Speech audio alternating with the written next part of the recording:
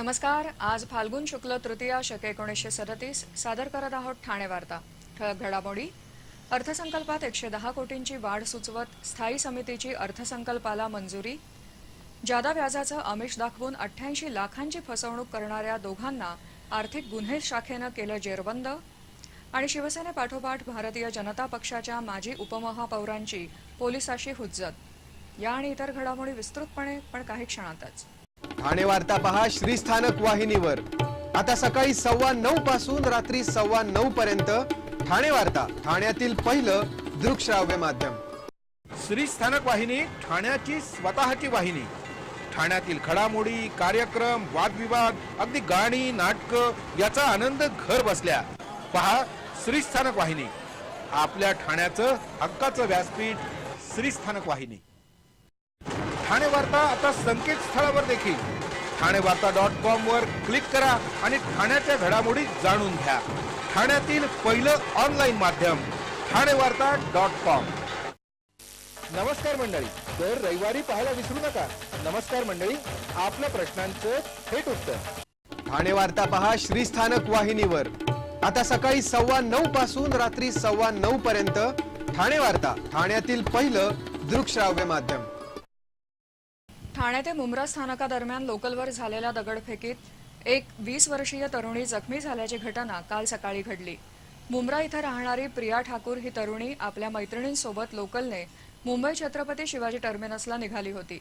नेहमीप्रमाणे लोकलमध्ये प्रचंड गर्दी असल्यामुळे ती दरवाजात उभी होती.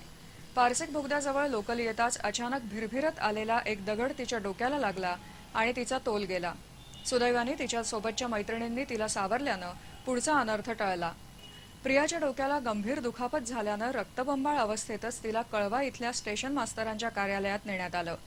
स्टेशन मास्तर संजय गुप्ता यांनी तातडीनं तिथल्या रेल्वेच्या दवाखान्यात तिला दाखल करून उपचार केले.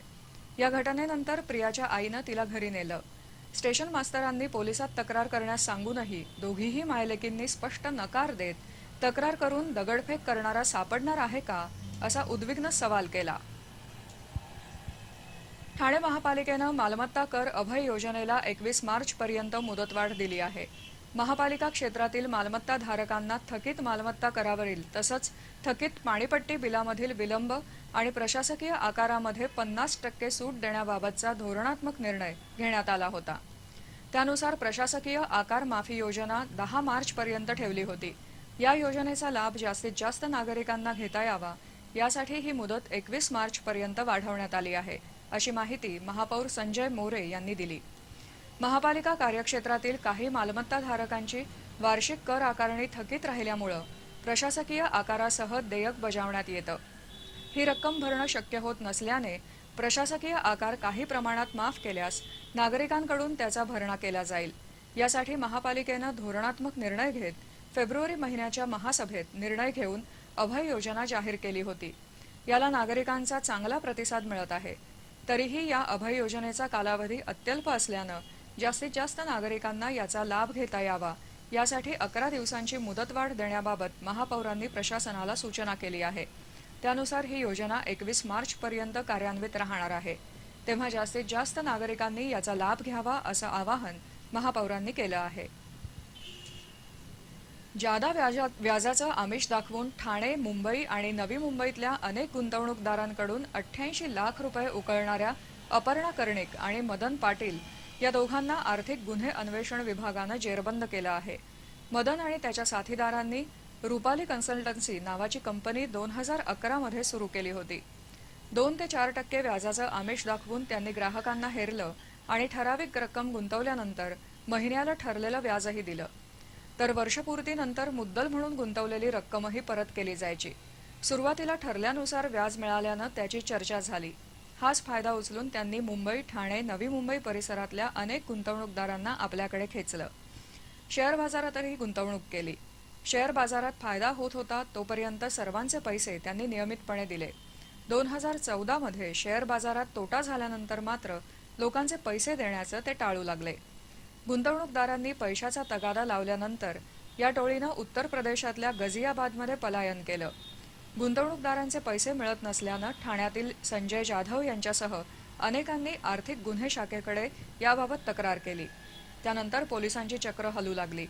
रिझर्व्ह बँक किंवा सेबी यापैकी कुणाची परवानगी न घेताच त्यांनी लोकांचे पैसे गुंतवल्याचं उघड झालं. त्यांच्या कंपनीचं मल्हार चित्रपटगृहासमोर कार्यालय होतं. तिथेच जवळपास कर्णिक आणि पाटील वास्तव्याला होते. आतापर्यंत झालेल्या चौकशीत 27 पैकी 14 तक्रारदारांचे जबाब नोंदवण्यात आले आहेत. ही किती जणांची टोळी आहे, त्यांनी किती लोकांकडून पैसे घेतले, त्यांची मालमत्ता किती आणि कुठे आहे याबाबत पोलीस तपास करत आहेत. मालमत्ता कराची जास्तीत जास्त वसुली करण्यासाठी मालमत्ता कर थकबाकी धारकांविरुद्ध जप्तीची कारवाई करण्याचे निर्देश महापालिका आयुक्त संजीव जयस्वाल यांनी दिले आहेत. या आदेशान्वये महानगरपालिका कार्यक्षेत्रातील प्रभाग स्तरावरील ज्या मिळकतधारकांनी मालमत्ता कर अद्यापपर्यंत भरलेला नाही अशा मिळकतधारकांवर पालिकेमार्फत कारवाईची धडक मोहीम सुरू करण्यात आली आहे. या कारवाई अंतर्गत माजिवडा मानपाडा प्रभाग क्षेत्रातील घोडबंदर रोडवरील हावरे सिटी या गृहप्रकल्पातील 27 सदनिका, 2 व्यावसायिक गाळे, भाईंदरपाडा येथील लोढा गृहसंकुलातील 17 सदनिका जप्त करून सील करण्यात आल्या. तसंच वागळे प्रभागातील 8 मिळकतधारकांचे नळ संयोजन खंडित करण्यात आलं. दरम्यान कळवा आणि उथळसर प्रभागातील अनेक मिळकती तसंच व्यावसायिक दुकानं सील करण्याचीही कारवाई करण्यात आली. ठाणे वार्ता पहा श्रीस्थानक वाहिनीवर. आता सकाळी 9:15 पासून रात्री 9:15 पर्यंत ठाणे वार्ता, ठाण्यातील पहिलं दृकश्राव्य माध्यम. आपला परिसर स्वच्छ आणि सुंदर ठेवण्यासाठी ठाणे महापालिकेत सहकार्य करा. ओला सुका कचरा वेगवेगळा जमा करा आणि रोगराईपासून मुक्तता मिळवा.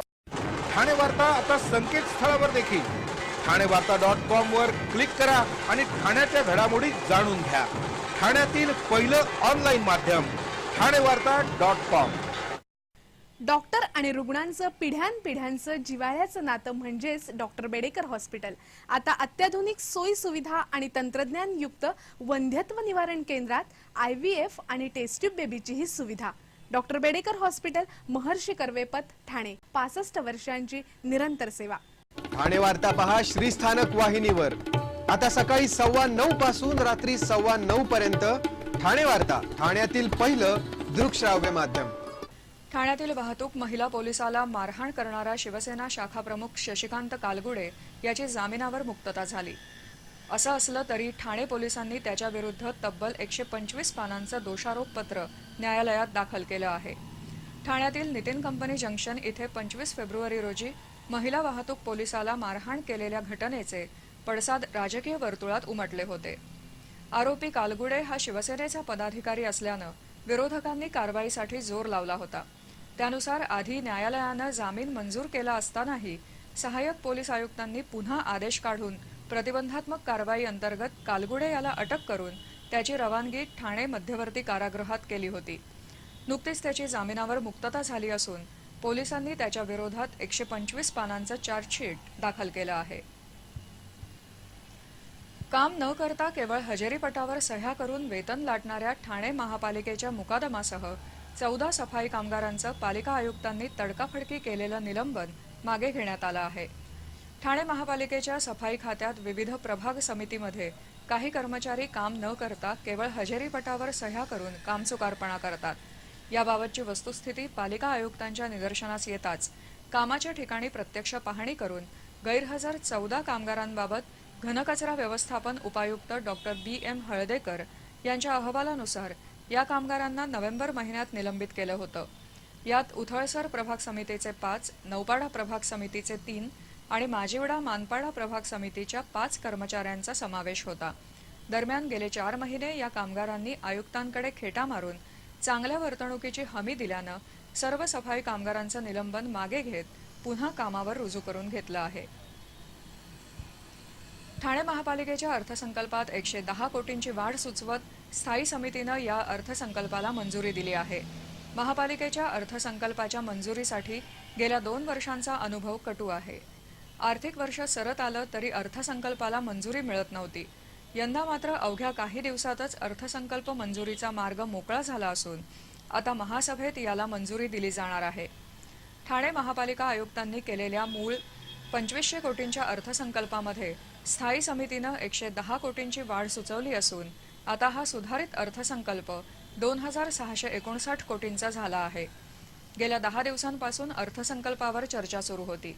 त्यानुसार शहर विकास विभाग 70 कोटी, अग्निशमन दल 10 कोटी, सार्वजनिक बांधकाम विभाग 15 कोटी, पुनर्प्रक्रिया केलेलं पाणी विक्री 10 कोटी, अतिक्रमण विभाग 3 कोटी, स्थावर मालमत्ता 1 कोटी, आरोग्य विभाग 50 लाख, क्रीडा प्रेक्षागृह 10 लाख इतकी वाढ सुचवत 110 कोटींनी अर्थसंकल्पात वाढ केली आहे. आयुक्तांनी सादर केलेल्या अंदाजपत्रकात किरकोळ सुधारणा करून या अर्थसंकल्पाला मंजुरी देण्यात आली. शिवसेना शाखा प्रमुख शशिकांत कालगुडे यानं महिला हवालदाराला मारल्याचं प्रकरण सध्या चर्चेत असतानाच ठाण्याचे माजी उपमहापौर मिलिंद पाटणकर यांनीही महापालिका मुख्यालयासमोरच वाहतूक शाखेच्या हवालदाराबरोबर अरेरावी करून अर्वाच्य भाषा वापरल्याची घटना घडली आहे. ठाणे पालिका मुख्यालयासमोर वाहतूक शाखेनं वाहनं उभी करण्यास मनाई केली आहे. अगदी अलीकडेच हे मनाई आदेश लागू झाले आहेत. पालिकेसमोर 2 रुग्णवाहिका उभ्या करण्यासाठी जागा आरक्षित ठेवण्यात आली आहे. तसंच याशिवाय इतर परिसरातही वाहनं उभी करण्यास मनाई आहे. तरीही सर्रासपणे नगरसेवक पालिकेचे अधिकारी वाहनं उभी करून ठेवतात. वाहतूक शाखेनं या ठिकाणी एक पोलीसही तैनात केला आहे. मात्र नगरसेवक तसंच पालिकेत तक्रारी घेऊन येणारे ही वाहनं उभी करण्यावरून वाद घालत असतात. बुधवारी सकाळी ठाणे महापालिका मुख्यालयासमोर माजी उपमहापौर मिलिंद पाटणकर यांनी त्यांची गाडी उभी केली. त्यावेळी वाहतुकीच्या नियमनासाठी तैनात असलेल्या पांडुरंग पाटील यांनी त्यांना रोखण्याचा प्रयत्न केला. त्यावरून या दोघांमध्ये वादावादी झाली. पाटणकरांनी पोलिसावरच अरेरावी केली. त्यावरून दोघांमध्ये वाद झाला. पाटणकरांनी वाहनं उभी करण्यास मनाई केल्यामुळं बरीच हुज्जत घातल्याचं पांडुरंग पाटील यांनी सांगितलं. याबाबत पाटणकरांकडे विचारणा केली असता त्यांनी वाहतूक शाखेच्या उपायुक्त रश्मी करंदीकर यांनाही वाहनं उभी करण्याच्या मनाईवरून सांगितलं. त्यावेळी त्यांनी पालिका आयुक्तांनीच वाहनं उभी करण्यास मनाई करण्यास सांगितल्याची माहिती दिली. आपण फक्त वाद घातला, पण शिवसेनावाले कानाखाली लावतात, रक्तही काढतात, ते चालतं का, असा प्रश्न मिलिंद पाटणकरांनी उपस्थित करून या ठिकाणी वाहनं उभी करण्यास मनाई असलेला आदेश मागे घेण्यास सांगितल्याचं पाटणकर म्हणाले. वाहतुकीला अडचण होईल अशा ठिकाणी वाहनं उभी करण्यास मनाई समजण्यासारखी आहे. पण पालिकेत रोज 200 गाड्या येतात, तिथे हे आदेश देण्याची गरजच काय, असा प्रश्न मिलिंद पाटणकर यांनी उपस्थित केला आहे.